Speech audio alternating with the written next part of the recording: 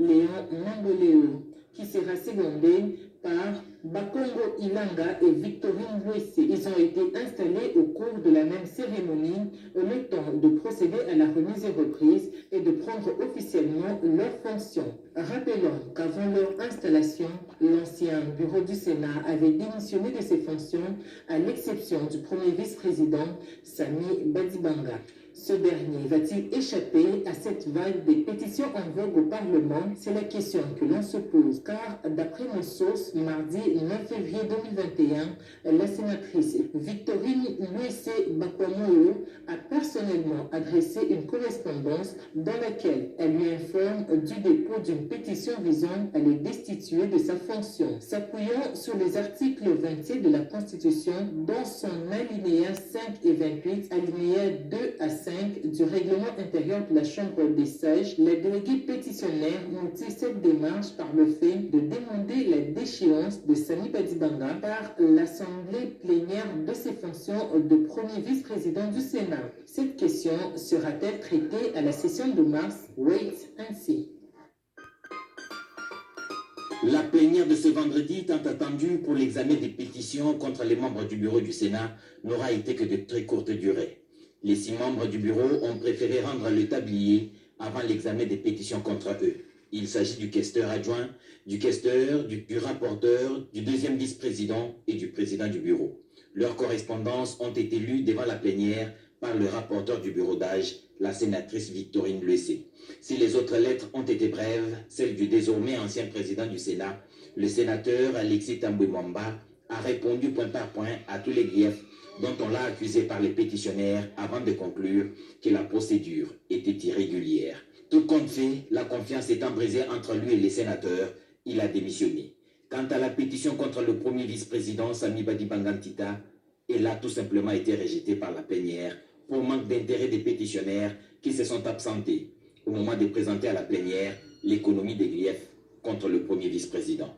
Seul rescapé, le premier vice-président du Sénat remercie ses pairs. Nous avons pu avoir une pétition dans notre salle et chacun a pu prendre ses responsabilités pour pouvoir en décider.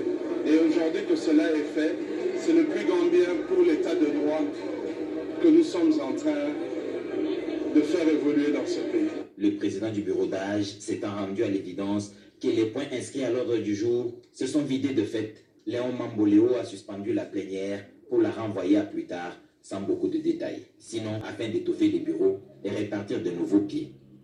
64 sénateurs étaient présents à cette plénière atypique. Il est convoqué par le secrétaire général au Sénat. Ceci résulte des pétitions signées par plus de 60 sénateurs contre les membres du bureau du Sénat, chacun individuellement.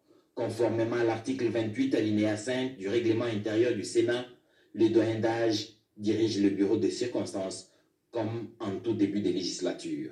S'étant conformé à cette disposition, le secrétaire général du Sénat, Gilbert Kakoujinkongolo Njibou, a convoqué par son communiqué officiel du 3 février 2021 une plénière avec comme point à l'ordre du jour identification et installation du doyen d'âge. Selon les archives de la direction des chancelleries, le sénateur Léon Mamboléo se révèle être le doyen d'âge et est appelé au perchoir pour conduire les débats.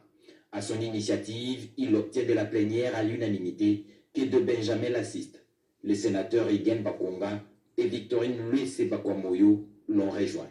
Des pétitions ont été régulièrement déposées contre les 7 membres du bureau. Lorsque tous les membres du bureau sont individuellement mis en cause, l'Assemblée plénière délibère au cas par cas. L'ordre du jour étant ainsi épuisé, le président du bureau d'âge du Sénat a levé la séance invitant les honorables sénateurs à une plénière à 10h vendredi pour examiner les pétitions contre les membres du bureau du Sénat.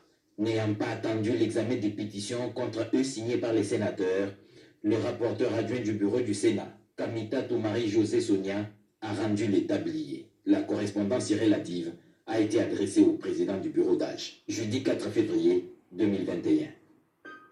Conformément à l'article 22 du règlement intérieur du Sénat, le président du bureau sortant, l'honorable Alexis Thambwe Mwamba, a procédé ce mardi 9 février à la remise et reprise avec le président du bureau d'âge, l'honorable Léon Mamboléo. Au cours de cette passation des pouvoirs, le président sortant a remis à son successeur tous les symboles du pouvoir et les différents documents de travail. Les devoirs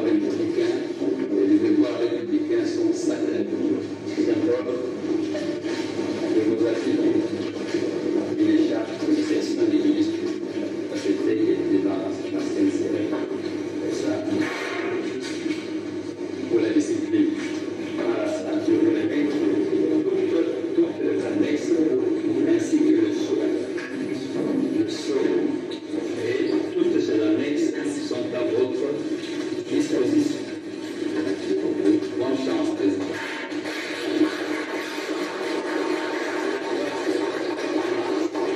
Le doyen d'âge, l'honorable Léon Mamboléo, a remercié son prédécesseur pour son bravoure, sa dynamique et son expérience dans la direction des séances plénières et surtout d'avoir assisté personnellement à cette manifestation. Juste après la remise et reprise, l'actuel président du Sénat, l'honorable Mamboléo, a pris possession de son bureau de travail.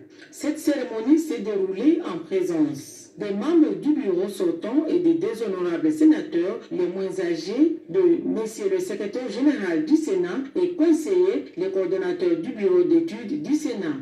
Le bureau définitif de l'Assemblée nationale est officiellement entré en fonction le mardi 9 février 2021 à l'issue d'une cérémonie de remise et reprise avec le bureau d'âge. Le bureau d'âge de la Chambre basse du Parlement a été représenté par les députés nationaux Gaël Boussa et Aminata Namassia. Occasion pour l'honorable Mbosso Kodiapouanga de recevoir le bâton de commandement pour le bureau définitif de cette institution étatique. Mbosso Kodiapouanga Christophe, président du bureau d'âge, revient au même poste du bureau définitif après avoir été élu président de l'Assemblée nationale avec plus de 360 voix. Il était candidat unique à ces postes. Il a félicité le bureau d'âge pour le travail abattu depuis son installation jusqu'à cette cérémonie de remise et reprise. Ça a été un travail difficile. Mais avec le concours de tous les honorables du bureau d'âge que vous aviez composé, a réussi le travail. Le bureau définitif de la Chambre basse du Parlement est constitué des députés nationaux, Christophe Mbosso comme président, Jean-Marc Aboud comme premier vice-président, Vital Banimwesize comme deuxième vice-président, Lembi Livula au poste de rapporteur et Colette Chomba comme rapporteur adjoint, Angèle Tabou comme questeur et Jean-Pierre Kanefou comme questeur adjoint. Nous espérons que ce bureau-là va réellement travailler.